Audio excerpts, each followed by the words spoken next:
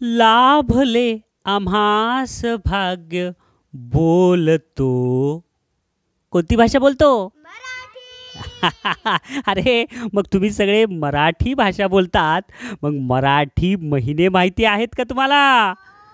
चला आज आपल्याला तोच भाग शिकायचा आहे. उघडा पुस्तक, पेज नंबर 34 वरील आज आपण भाग पाहणार आहोत. भारतीय वर्षाचे महिने म्हणजेच काय? भारतीय महिने आता बघणार आहोत. दिसायलंय सगळ्यांना हे चक्र. आत्ताच आपण एक चक्र पाहिलं मागील तासात. ते होतं इंग्रजी महिन्याचं म्हणजे ग्रेगरियन. ते इंग्रजी महिन्याचं कॅलेंडर बघितलं. आता आपल्याला बघायचं आहे भारतीय महिने. मग भारतीय महिने आहेत किती रे? बघा बरं, भारतीय महिने हे सुद्धा आहेत 1 2 3 4 5 6 7 8 9 10 11 12. हे सुद्धा भारतीय महिने 12च आहेत की रे. 1 2 3 4 5 6 7 8 9 10 11 आणि 12 हे भारतीय महिने. मग आता जसं इंग्लिशचे 12 आहेत तसं मराठी 12च आहेत. पण आता हे 12 कोणते कोणते महिने आहेत हे लक्षात ठेवा बरं. मग कोणते कोणते महिने आहेत? तर ते आहेत, या बघा, चैत्र, वैशाख, ज्येष्ठ, आषाढ, श्रावण, भाद्रपद, अश्विन, कार्तिक, मार्गशीर्ष, पौष, माघ, फाल्गुन. आता इथं मार्गशीर्षलाच अग्रहायण असं लिहिलेलं आहे बरं का रे. आता हे झाले महिने. आता ऋतू, वसंत ऋतू आहे. वसंत ऋतू फाल्गुनपासून सुरू होतो आणि वैशाखपर्यंत चालतो. आणि अर्ध्या वैशाखपासून सुरू होतो तो ग्रीष्म, नंतर आषाढपर्यंत, अर्ध्या आषाढपर्यंत. आषाढपासून अर्ध्या भाद्रपदापर्यंत असतो वर्षा. आलं का लक्षात? नंतर शरद, हेमंत, शिशिर. म्हणजे ऋतू किती आहेत? 6. कोणते कोणते?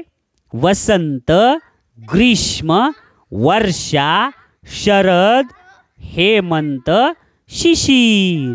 हे 6 ऋतू. जसं इंग्लिश महिन्यामध्ये हिवाळा, पावसाळा, उन्हाळा हे ऋतू आहेत का नाही, तसं मराठी महिन्यात हे 6 ऋतू आहेत आणि 12 महिने आहेत. सगळ्यांना समजलं? भारतीय वर्षाचे महिने सगळ्यांना लक्षात आले? आता द्या प्रश्नाची उत्तरं. वर्षाची सुरुवात चैत्र महिन्यापासून होते आणि फाल्गुन महिन्याला वर्ष संपते.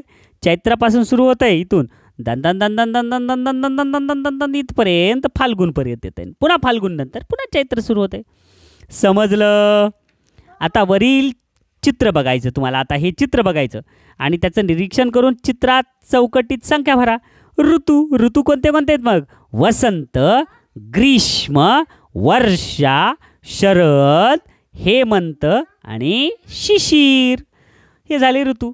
आता बघा, पुला खालच्या रुळावर असलेल्या रेल्वेच्या डब्यांवर कोणते महिने असतील?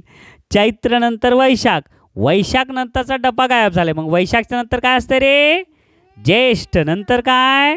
आषाढ. नंतर काय? श्रावण. म्हणजे ज्येष्ठ, आषाढ, श्रावण हे पुलाच्या खाली डबे 3 आणि इकडं भाद्रपद दिसायले आणि पुन्हा अश्विन यायला पाठीमागून. दिसलं? आलं का लक्षात? अशा पद्धतीनं हे रेल्वेच्या डब्यावर मराठी महिन्यांची नावं दिलेली आहेत. मग तुम्हाला हे समजला का भाग? मग हा पूर्ण भाग पाठ करा. मराठी महिने पाठ करा, मराठी ऋतू पाठ करा. धन्यवाद.